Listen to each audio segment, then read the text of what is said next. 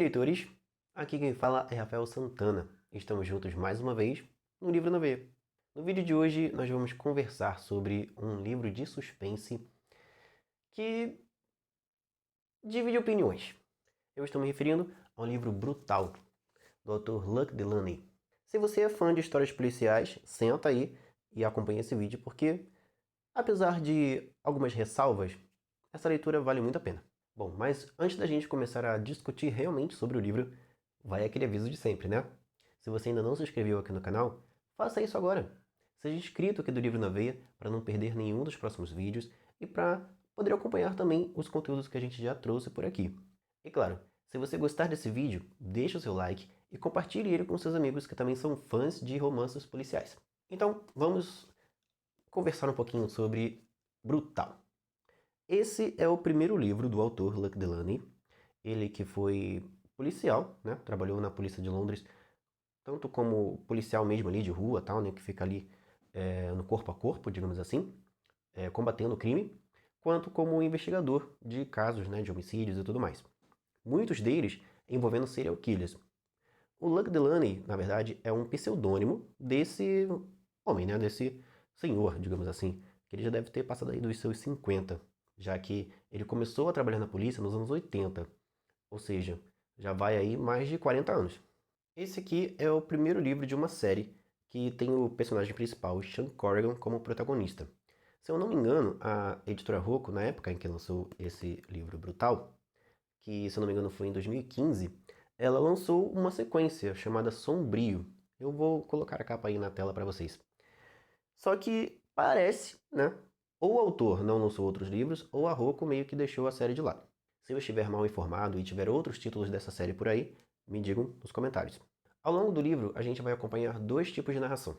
Teremos a narração em primeira pessoa, tendo o ponto de vista do psicopata da história como, né, o ponto de vista principal. E teremos também a narração em terceira pessoa, que é por onde a gente vai acompanhar o restante da história.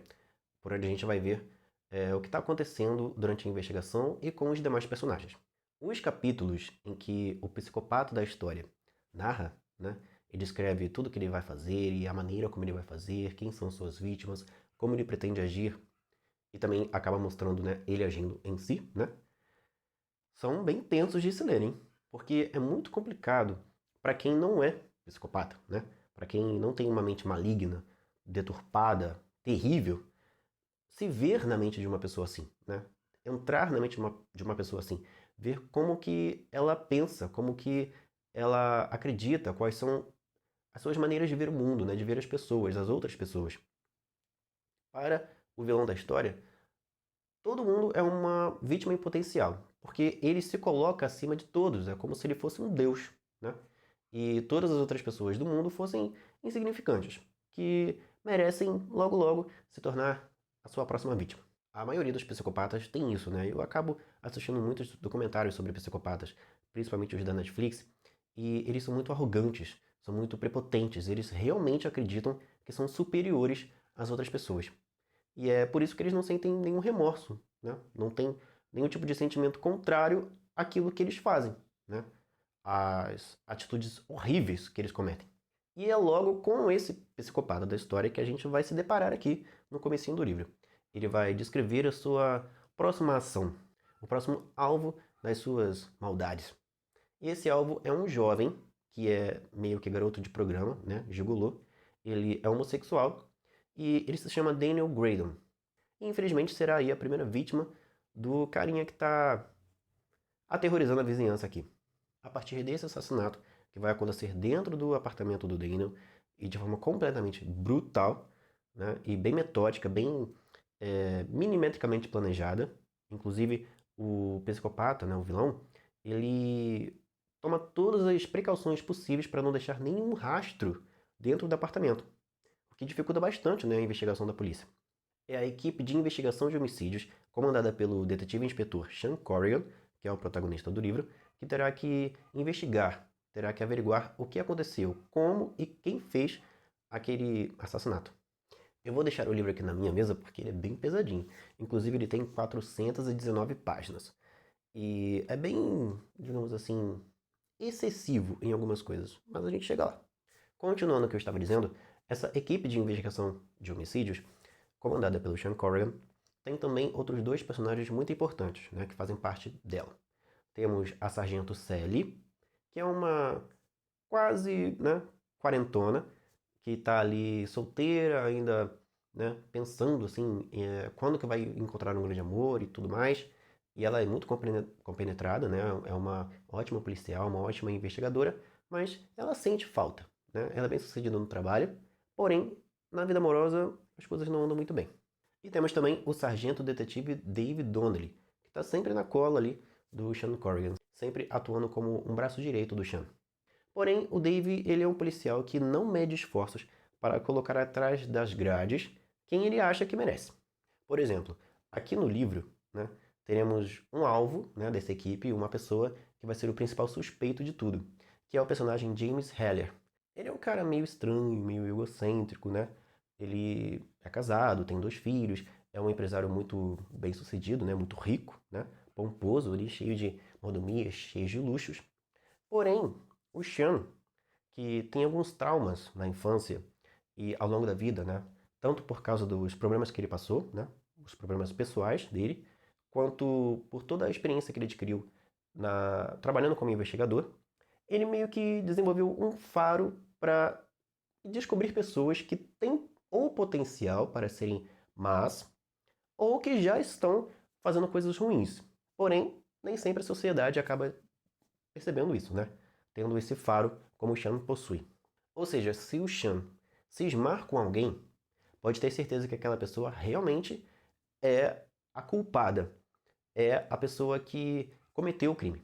E o faro dele, né, tá bem apurado ali, bem, né, exacerbado em relação ao James. Ele acredita com todas as suas forças que o James foi o cara que cometeu o assassinato, né, que assassinou o Daniel Graydon em seu apartamento. Só que tem um porém. As investigações mostram que nenhum rastro ficou dentro do apartamento. Não tem como eles acusarem o James, apesar do James ter vários indícios, né, de que ele cometeu aquele crime. E não apenas esse primeiro crime, né, que aparece no início do livro, mas também outros assassinatos, outras mortes que vão acontecendo ao longo da história. Inclusive, sempre que algum personagem é assassinado, né, sempre que alguma nova vítima aparece, o capítulo é narrado em primeira pessoa. E a gente acompanha tudo pelo olhar de quem vai cometer o crime. E esse camarada é realmente brutal, tá? Ou seja, se você não é muito fã de histórias com cenas bem gráficas de violência, não leia Brutal. Eu dei umas curvas aí na explicação da história e acabei não dizendo que o Dave, né, como eu comecei a dizer ali no comecinho da apresentação do personagem, o Dave ele não mede esforços para culpar quem ele acredita que é culpado. E aí, em alguns momentos, ele acaba perdendo um pouquinho da sua ética e mexendo os pauzinhos para que algumas coisas sejam facilitadas quando eles precisam acusar alguém. E é o que ele faz com o James. Como o James não deixou nenhum vestígio, né, de ter estado no local do crime, né, de ter participado, de ter executado aquele crime, o Dave meio que facilita então as coisas. Eles conseguem, né, através da investigação e tudo mais, das apurações, eles conseguem a digital do James. E ele, Dave, né, implanta essa digital lá, na maçaneta, se eu não me engano, do apartamento do Damon. E a partir daí, o Sean, que já estava cismado, já estava suspeitando, né, categoricamente, do James, fica então mais convencido de que ele é o vilão. Há um outro personagem aqui na história que, aos poucos, né, vai tendo seu destaque, que é o Sebastian Gibran. Ele é o patrão do James Heller. Ele é o dono da empresa de finanças Bettler Mason. E ele meio que está querendo acompanhar, saber de tudo que está rolando. Por quê? A partir do momento que a mídia colocar a cara do James, né, nos jornais, a partir do momento que o nome James Heller, que está diretamente associado, né, à empresa de finanças, se tornar em evidência, né, entrar em evidência dessa forma, né, como suspeito de assassinato, a empresa provavelmente vai ser balançada aí, né, vai ser abalada. E o Sebastian meio que não quer que isso aconteça, né? Qual empresário que vai querer perder dinheiro por causa de um funcionário que fez uma coisinha nada agradável aí contra a sociedade? A história vai se desenrolando, como eu disse para vocês, outras vítimas vão surgindo, tudo vai ficando cada vez mais complicado, até que algumas reviravoltas começam a acontecer. Inclusive, o surgimento de um personagem que é meio que um fantasma, porque não existe nenhum rastro dele, né, por aí. Se eu não me engano, o nome dele é Stefan Korsakov. E ele cometeu alguns crimes no passado, porém não há dados dele na polícia. E começam a surgir grandes suspeitas de que ele possa ser o assassino, e não o James. A Sally meio que vai fazendo uma investigação paralela, né, indo atrás das informações sobre esse cara, sobre esse Stefan, e o Sean e o Dave meio que continuam ali batendo na tecla. É o James, é o James. Tudo porque o James, através das suas atitudes, ele passa a entender que ele é um homem muito arrogante, muito prepotente, ele também é muito frio, muito calculista, né? Ele aparenta isso, até pela maneira como ele se dirige aos policiais, a maneira como ele acaba interagindo com esses personagens, com o Sean, com o Dave, com a série. E sempre que um novo assassinato acontece, de alguma forma ele meio que está interligado com o que aconteceu. De alguma forma ele ou estava fora de vista, né, porque os policiais ficam ali na cola dele, né, ou ele não tem um álibi para justificar o que ele teria feito no momento em que aquele crime aconteceu. Então, meio que tudo vai indicando, e o próprio livro vai mostrando isso, né, vai induzindo a gente a acreditar que ele estava indo em direção à vítima, ao que aconteceu, né, com a vítima seguinte do livro. E aí a gente fica sempre naquela dúvida também, será que é realmente o James? Porque, por que ele estava ali? Por que ele foi para lá? Por que ele fez tal coisa, né? Trocou de roupa? Por que ele tem essa arma aqui escondida numa privada? Por que ele tem várias identidades diferentes, né? Por que ele está sempre com alguns pensamentos aí de transferir um dinheiro daqui para lá, talvez para poder fugir, né? Caso a polícia consiga pegá-lo de vez. O cara é suspeito, né? Alguma coisa tem de errada com ele. Mas eu vou parando por aqui para não entregar muito da história. Até porque Brutal, né? Vou até pegar o livro aqui de volta para vocês fixarem um pouco mais a capa dele na mente de vocês. Brutal tem alguns defeitos, tá? Provavelmente porque é o primeiro livro do autor. Todo autor iniciante vai cometer erros na sua primeira obra. Não tem, né, como escapar disso. E eu identifiquei alguns problemas aqui, né? Levando em consideração outras obras de suspense que eu li, essa obra aqui deixou a desejar algumas coisas. A principal delas, que mais me incomodou, mas isso pode ser algo pessoal meu, né? Às vezes vocês aí de casa não vão ter nenhum problema com isso. Porém, eu tenho aversão a capítulos gigantes. Porque eu tenho uma espécie de toque. Tipo assim, se eu começo a ler um capítulo, eu tenho que lê-lo até acabar. Eu não consigo parar a leitura no meio do caminho e fazer outra coisa. Eu gosto de começar um capítulo e terminar aquele capítulo antes de ir fazer outra coisa na vida, antes de fechar o livro. É meio que é igual ver um filme pela metade. Eu não gosto. Se eu começo a ver um filme, eu tenho que começar a assisti-lo no momento do dia em que eu vou conseguir ver até o fim. Eu não vou querer deixar aquele filme pela metade, pegá-lo depois, em outro momento. Eu vou acabar esquecendo, né, o que aconteceu e vou ter que, às vezes, voltar algumas cenas ou até assistir o filme de novo desde o início. E com capítulos de livros é a mesma coisa. Eu gosto de ler do início ao fim. Então, quando um capítulo é muito grande, me incomoda. Por mais que ele tenha cortes nas cenas, né? Então esse foi o primeiro defeito que eu identifiquei aqui no livro. Se você também tem esse problema com capítulos grandes, você vai se aborrecer um pouquinho com o Brutal. Outra coisa que também me incomodou é que o Lucky, talvez por toda a sua experiência como policial, né? E também por ser o primeiro livro dele, eu acredito que ele não atentou muito, né, nessa questão dos excessos de descrições. Tudo é muito milimetricamente detalhado aqui, né? E algumas pessoas, né, que são mais fissuradas no assunto, né, no tema crimes e tudo mais, romances policiais, pessoas que são realmente interessadas em investigação e tal, que não apenas leem ficção, mas também assistem documentários, acompanham, né, o noticiário policial por aí, pessoas que gostam mesmo de saber de cada detalhezinho, vão gostar do livro, porque ele é muito descritivo. Ele literalmente nos absorve para a cena do crime, para a investigação, para tudo que está acontecendo por aqui, dentro da história. A gente vai saber de cada detalhezinho, tanto da cena do crime, quanto dos pensamentos dos personagens. Porém, em alguns momentos, né, a história meio que fica maçante. a história meio que trava. O ritmo da leitura acaba ficando meio travada por isso. Porque é muita descrição o tempo todo, é muito detalhe o tempo todo. E acaba cansando um pouco. Principalmente quem está procurando uma leitura mais rápida, digamos assim, né? Uma leitura mais casual. Outra falha que ele cometeu aqui foram as reviravoltas, que eu achei um tanto fracas. A gente tem durante todo o livro uma investigação sendo direcionada para um determinado personagem e a gente vai acompanhando outros crimes acontecendo no decorrer do livro, sem saber quem é que está cometendo aqueles novos crimes. O autor, em alguns momentos, tenta sugerir que talvez até o Shen, que é o herói do livro, né, possa ser também o psicopata da história. E eu achei meio piegas, meio... Ficou mal feito, né? Essa questão aí de tentar criar suspeitas sobre o Shen. Mas, quando a gente descobre quem realmente é o vilão, quem realmente é o inimigo aqui, né?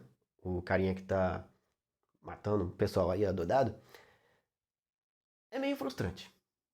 Eu tenho que dizer isso pra vocês, essa é a palavra que define. É meio frustrante. Mas essas questões que eu trouxe aqui são as únicas que eu veria como problemas da história. Eu gostei dos personagens, não exatamente o psicopata em si. Eu achei ele muito chato. Mas os outros personagens, né, a Sally, o Shen, toda a questão do que acontece no entorno desses personagens, me envolveu bastante. Tanto que essa foi a minha segunda leitura de Brutal. Eu li ele na época do lançamento, em 2015, quando eu ganhei esse exemplar na época em que eu trabalhava na livraria, né? Eu ganhei ele como cortesia. E reli agora para poder fazer esse vídeo para vocês. Mas é isso, galera. É um suspense para quem é muito fã de investigações e gosta realmente de saber de cada detalhezinho de tudo. É um ótimo livro, tá? Se você também não está com muita pressa para concluir a leitura, também vai ser uma ótima leitura. Essa questão do livro ser muito detalhista, né, muito detalhado em tudo, e da escrita, né, do excesso de informações que tem aqui, deixar a leitura um pouquinho arrastada, se você não está com muita pressa para concluir, né, um livro, como é o meu caso, né, pressa por causa do canal, tem que ler e terminar logo a leitura para poder ler um outro livro para fazer mais vídeos. Se você está lendo aí casualmente, né, sem muita pressa de terminar um determinado livro, é uma boa leitura, tá? Se você é fã de suspense e de romances policiais. Mas, se você estiver esperando, né, um final apoteótico, ou um grande vilão, um grande psicopata, o Luck tentou, tá? Mas faltou alguma coisinha ali para o livro ficar perfeito, para o antagonista da história ficar perfeito. Claro, essa é a minha opinião. Você, que vai ler o livro, pode pensar completamente diferente de mim. E você que já leu, diga aí nos comentários o que você achou, certo? Então é isso, pessoal. Eu vou ficando por aqui. Um forte abraço para você que assistiu esse vídeo até aqui. Se deixou o like, muito obrigado. Se não deixou, vai aí, clica no botão gostei. E compartilhe esse vídeo com seus amigos que também são fãs de romances policiais. E claro, se você ainda não se inscreveu aqui no canal, inscreva-se agora. Vai ser muito legal ter você por aqui na família Livro na Veia. Valeu, pessoal. A gente se encontra no próximo vídeo. Tchau.